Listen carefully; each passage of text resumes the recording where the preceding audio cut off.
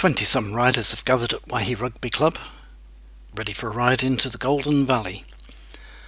Waihi is a gold mining town, and the rugby club is right next to the big Martha mine, which is almost in the centre of town. Although it's a nice day, with bright sunshine, there's a real strong wind blowing, which is going to make things interesting.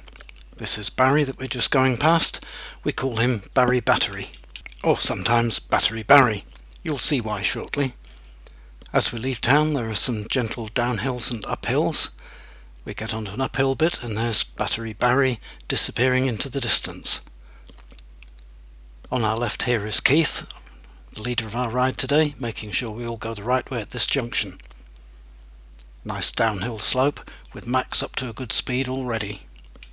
And here's another uphill slope, so Battery Barry goes by once more. And as we get a little further out into the country, it begins to look a little like the Middle Earth that we've seen in the Lord of the Rings films. Oh, it must be downhill. That was Battery Barry dropping behind.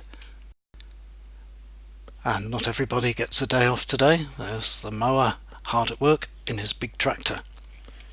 Now ahead of us is a hill. From the air it's quite easy to see that Waihi is located in a volcanic crater, and all around it is the volcanic rim. Whoops, there goes Battery Barry again. But it's not so easy to tell that it's a volcanic crater with a rim until you start climbing the hills like this as you're getting out. This one makes everybody puff as they get up to the top. I don't think we're going to be reaching 45 kilometers an hour going up the hill, but we'll see what we can do coming down. The stop sign tells us we're getting close to the point at which we will turn around and start our return journey. Golden Valley Road meets State Highway 2, the road from Waihi to Whangamata here, but we're turning round and going back up the gentle hill, passing some more people who are still on their way out. And as we start the descent, 35 kilometers an hour, well, that looks achievable. And we're picking up speed nicely down here, and it's not long before we get a cheery wave from the tractor driver who's moving on to the next verge. Now this bend needs a bit of respect. The sign says 35 kilometers an hour, but the road is covered with wet pine needles. Then whoosh, we're off again. We can see all the way through this bend, so out to the other side of the road. Might as well use the whole road while we've got it. And we just touched 40 kilometers an hour at the bottom. This bush growing on our left here is the tea tree. That's what Captain Cook and his crew called it, or the Maori name is Manuka. And Manuka honey is one of New Zealand's premium export products. And I think all these calves must be called Daisy, because I shouted out, "Here Daisy," and they all came to see me. One-lane bridges are a feature of narrow roads in New Zealand. This one has no traffic coming the other way, so we're okay to whiz straight across.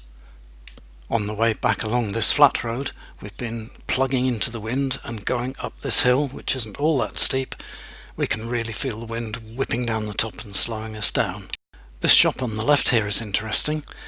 Used to be a grocery store, but now it's a painting done by local artist Johnny Mulvey, and it's only just around the corner from the rugby club car park, where we're once more back to that red car again.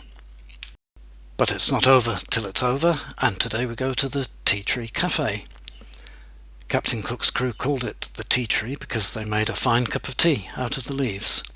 And this is a fine cafe in an old building, and in the garden it's lovely to sit out there, enjoy the wind, the sunshine and the tea tree. See you next time.